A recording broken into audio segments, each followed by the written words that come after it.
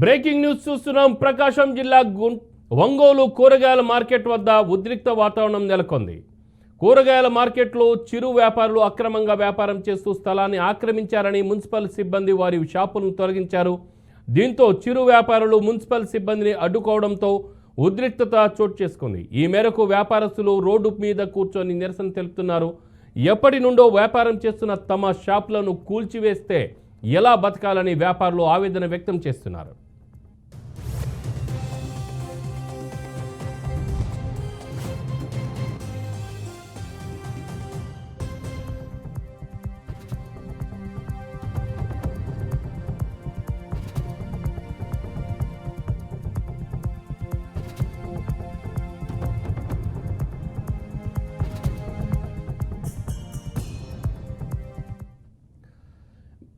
Breaking news చూస్తున్నాం. ప్రకాశం జిల్లా ఒంగోలు కూరగాయల మార్కెట్ వద్ద ఉద్రిక్త వాతావరణం నెలకొంది.